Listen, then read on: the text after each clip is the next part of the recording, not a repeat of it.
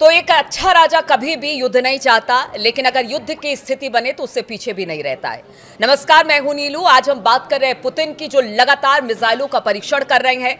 Missile हो torpedo. अब एक ऐसा टॉर्पिडो जिसका परीक्षण पुतिन ने किया है, यानी कि रूस ने किया है, जो कि काफी खतरनाक है। किस तरह से ये समुद्र में हाहाकार मचा देगा दुश्मनों के लिए, किस तरह से ये दिक्कत पैदा कर सकता है। बातचीत करने के लिए मयंक मेरे साथ है। मयंक, क्या जरूरत पड़ गई पुतिन को कि लगातार कभी वो परमाणु मिसाइलों का परीक्षण करते हैं, कभी बड़ी रेंज की मिसाइलों का परीक्षण करते हैं, अब तो टॉर्पिडो का भी उन्होंने परीक्षण कर दिया है। इसके पीछे आप क्या देखते हैं, क्या वजह है कि इतने मतलब डेस्परेट होकर तरह तरह के मिसाइलें और टॉर्पिडो, इनका परीक्षण लगातार पुतिन कर रहे हैं? देखिए, दो बातें हैं इसमें। तो पहली बात तो ये जो टॉर्पिडो है पोसाइडन, इसके बारे में थोड़ी सी जानकारी देना ज़रूरी है।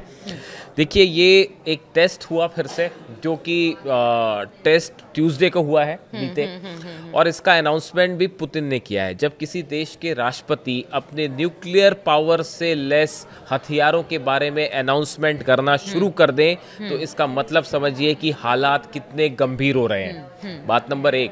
बात नंबर दो, आपको समझना होगा कि आज जिनपिंग और ट्रंप की मुलाकात हुई है। इस मुलाकात के ठीक पहले ट्रंप ने अपने रक्षा विभाग को आदेश दिया है कि आप भी परमाणु हथियारों का परीक्षण कीजिए और दुश्मन देश को जवाब दीजिए।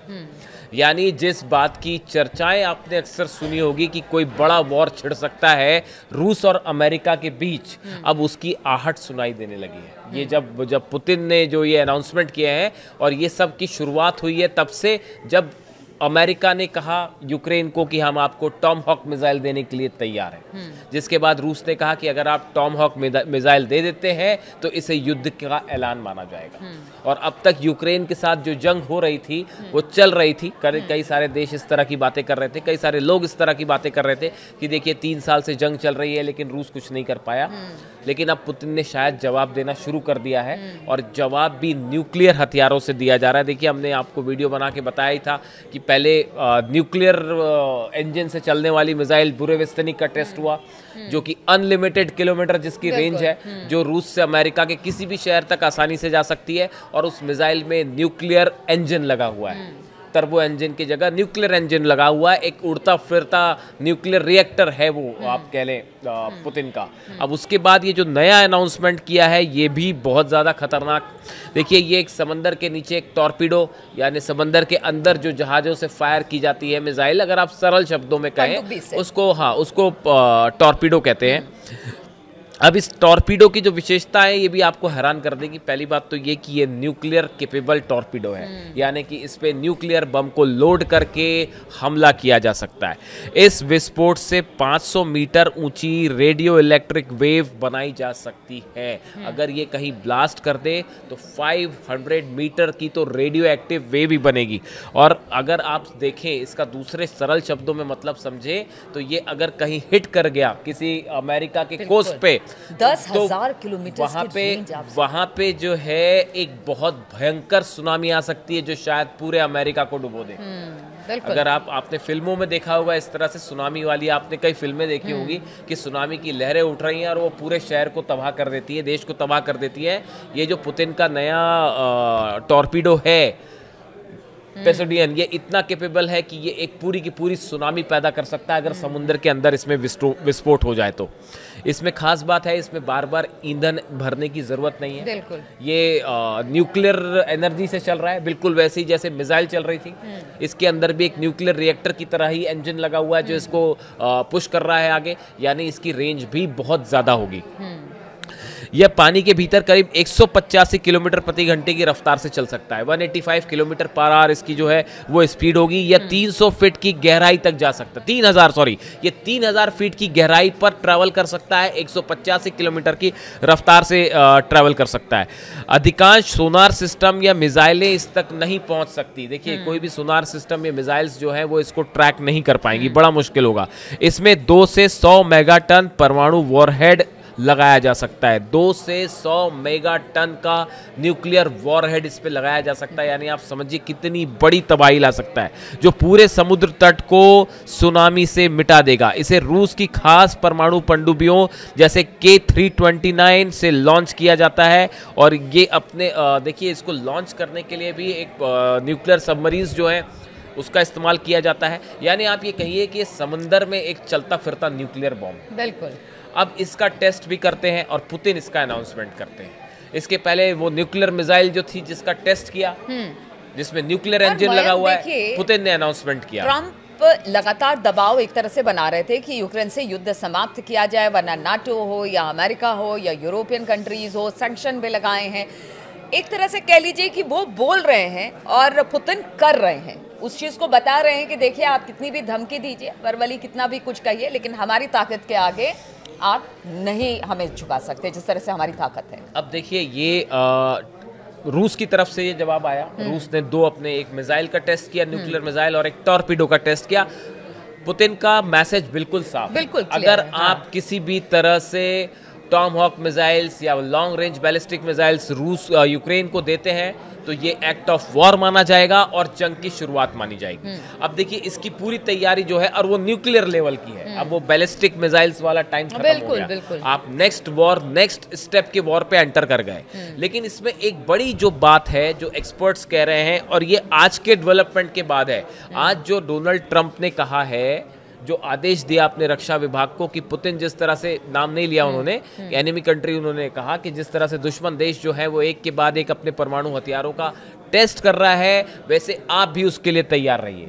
क्या अमेरिका भी किसी इस तरह की न्यूक्लियर मिसाइल का टेस्ट करने जा रहा है? और उससे भी बड़ी खबर, क्या पुतिन एक न्यूक्लियर टेस्ट कर सकते हैं, न्यूक्लियर बॉम्ब का टेस्ट कर सकते हैं? न्यूक्लियर मिसाइल या किसी टॉर्पीडो की बात नहीं है। ये बड़ा अंदेशा जताया जा रहा है कि जल्द ही एक ऐसी स्थिति आएगी कि आप देख रहे हैं कि रशिया ने एक बड़ा परमाणु परीक्षण किया। अगर ऐसा होता है, इसका अगला कदम, जो अगला स्टेप है, देखिए हम ये नहीं कह रहे कि वहां पहुंच ही जाएंगे, लेकिन बड़े सारे एक्सपर्ट्स ये बता रहे हैं कि देखिए वॉर के अलग अलग लेवल्स होते हैं, और अब जो लेवल आके खड़ा हो गया है उसमें न्यूक्लियर मिसाइल्स, न्यूक्लियर टॉर्पीडो, इन सब के टेस्ट हो रहे हैं। और पिछले 5 दिन के अंदर 2 बड़े न्यूक्लियर पिछले अगर कुछ सालों में बात की जाए, 4-5 सालों में, तो इस तरह से न्यूक्लियर वेपन के टेस्ट बिल्कुल इतने फ्रीक्वेंटली नहीं हुए। अब देखिए अब इसका अगला कदम क्या है कि रूस जो है, पुतिन जो है वो न्यूक्लियर टेस्ट कर ले।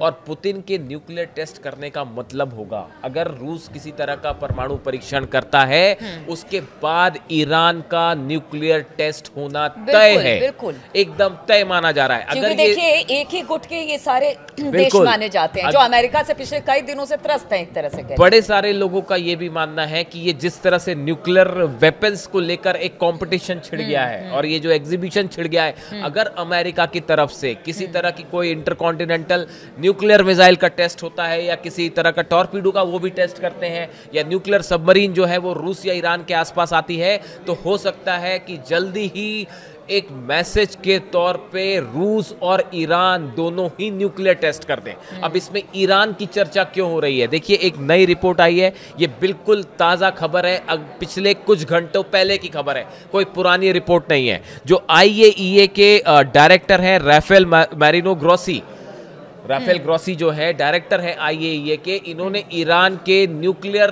प्रोग्राम को लेकर एक नई रिपोर्ट सबमिट की है और उसमें उन्होंने कहा है, देखिए, Rafael Grossi of international atomic energy agency said that despite being unable to access Iranian nuclear sites, inspector have not seen any activity via satellite to indicate that the Islamic Republic has accelerated its production of uranium enrichment. लेकिन उन्होंने ये कहा कि अभी जो है वो ये बात तो साबित नहीं हो पा रही है कि ईरान ने अपने जो न्यूक्लियर साइट्स हैं वहाँ पे किसी तरह का एनरिचमेंट शुरू किया है, लेकिन ईरान के कई सारे न्यूक्लियर प्रोग्राम्स के आसपास बड़ा मूवमेंट शुरू हो गया है। ये IAEA की रिपोर्ट कर रही है, राफेल ग्रोसी की रिपोर्ट कर रही है कि ईरान की जो न्यूक्लियर इंस्टॉलेशंस हैं, जो न्यूक्लियर साइट्स हैं, उसके आसपास बड़ी मूवमेंट्स हो रही हैं। तो क्या इसका मतलब ये माना जाए कि ईरान भी उस कदम पे एकदम पहुंच चुका है जहां से न्यूक्लियर टेस्ट हो सकता है? ये जो अमेरिका और रूस के बीच जो हालात हैं, जो अब एक न्यूक्लियर वॉर हेड की रेस तो ऑलरेडी शुरू हो गई है। देखिए, मिसाइल का टेस्ट होना, उसके बाद टॉर्पीडो का टेस्ट होना, अब अगला कदम यही बचता है कि रूस एक एटॉमिक धमाका कर दे, संदेश देने के लिए कि बस बात बहुत खत्म हुई, बात बहुत हुआ, बस करिए। अगर ऐसा कुछ होता है, यूक्रेन युद्ध को भी रूस हमेशा यही कहता रहा कि देखिए अब यूक्रेन पर कब्जा करना चाहता है रूस, और इसी वजह से उसका कहना है कि वो इतने लंबे समय तक इस युद्ध को खींचता रहा कि किसी तरह से यूक्रेन सरेंडर कर दे। लेकिन ऐसा नहीं हो, वो चाहता तो कल के कल, जैसे जो एक्सपर्ट भी कहते हैं कि रूस के पास इतने वेपन है, इतनी सारी चीजें, वो चाहता तो कल के कल यूक्रेन को खत्म कर सकता था। ये सारी चीजें भी बहुत, इसीलिए बड़े सारे एक्सपर्ट कह रहे हैं कि जो 12 दिन की जंग हुई, ईरान पे जो हमला किया गया, इसने सब कुछ बदल के रख दिया। देखिए, ईरान पे हमला होने के बाद ईरान ने जिस तरह से पलटवार किया इजराइल पर भी और अमेरिका पर भी, उसने ये सिर्फ युद्ध नहीं था, ये सिर्फ जंग नहीं था, ईरान ने सिर्फ हमला ही का जवाब नहीं दिया, उसने एक बड़ा मैसेज दिया, उसने अमेरिका को चैलेंज किया सीधा कि आप कितने पावरफुल क्यों ना हो, लेकिन हम आपसे कम नहीं है, हम आपको मुंह तोड़ जवाब देंगे। उसने इजराइल को जवाब दिया कि तुम्हारे पास कितने फाइटर जेट्स हो, कुछ हो, बट हम मिसाइलों से तुमको मुंह तोड़ जवाब दे सकते हैं। ये ईरान ने जो एक परसेप्शन था कि अमेरिकन हेजेमनी है या जो शक्तिशाली देश है, उसको खत्म करने के लिए एक सीधा संदेश दे दिया। हमने देखिए पहले भी अपने वीडियोस में बताया था कि जिसके बाद रूस को ये मैसेज गया, चीन को मैसेज गया, नॉर्थ कोरिया समेत पूरी दुनिया को मैसेज गया कि जब एक अकेला देश ईरान इतने बड़े देशों के साथ अकेला लड़ सकता है, तो बाकी के देश तो एकजुट होकर लड़ ही सकते हैं। और इसके बाद से ये जो वॉरहेड, ये जो युद्ध वाली कहानी है, ये पलट गई। अब देखिए, एक के बाद एक रूस धड़ाधड़ टेस्ट कर रहा है। उधर बताया क्या जा रहा है, 2 क्रूज मिसाइल का नॉर्थ कोरिया ने भी टेस्ट कर दिया, वो भी तब जब डोनाल्ड ट्रंप आसियान के लिए वहीं पे मौजूद है, बगल में मौजूद है, और डोनाल्ड ट्रंप, नॉर्थ कोरिया ने मिसाइल टेस्ट कर दी। बिल्कुल, हालात कुल मिला के देखिए, बात यह है कि अगले चंद दिनों के अंदर या अगले महीनों के कुछ महीनों के अंदर अगर ये वॉर रेस, देखिए ये तो तय है कि पुतिन के इस 2 टेस्ट के बाद अमेरिका जरूर कुछ ना कुछ बड़ा टेस्ट करेगा। आप इस बात को लिख लीजिए, आप इस बात को लिख लीजिए कि टॉर्पीडो टेस्ट हुआ और न्यूक्लियर टेस्ट, मिसाइल टेस्ट जो हुआ पुतिन का, उसके बाद अब अगले कुछ घंटों में, कुछ दिनों के अंदर अमेरिका की तरफ से आपको बड़ी खबर आएगी कि कोई बड़ी मिसाइल या न्यूक्लियर वॉरहेड का टेस्ट। चलिए, तो जिस तरह के हालात बन रहे हैं और लगातार रूस ने जिस तरह से न्यूक्लियर वेपन्स का परीक्षण किया है, उसके बाद अमेरिका क्या करेगा, सबकी निगाहें इसी ओर है। और देखिए, चारों तरफ यही कहा जा रहा है कि दो खेमों में जो वर्ल्ड है वो बढ़ता हुआ दिखाई दे रहा है। उनकी तरफ से भी बहुत सारी हलचलें हर देश से खबर आ रही है। अब ये हलचल किस तरह से आगे बढ़ती है, किस तरह से हालात बनते हैं, क्या युद्ध जैसी स्थिति है, क्या वर्ल्ड वॉर, एक और वर्ल्ड वॉर की तैयारी में इस वक्त दुनिया खड़ी है उसके मुहाने पर, ये सारी बातें हैं जिस पर लगातार हमारी नजर बनी रहेगी। आप बने रहिए हमारे साथ।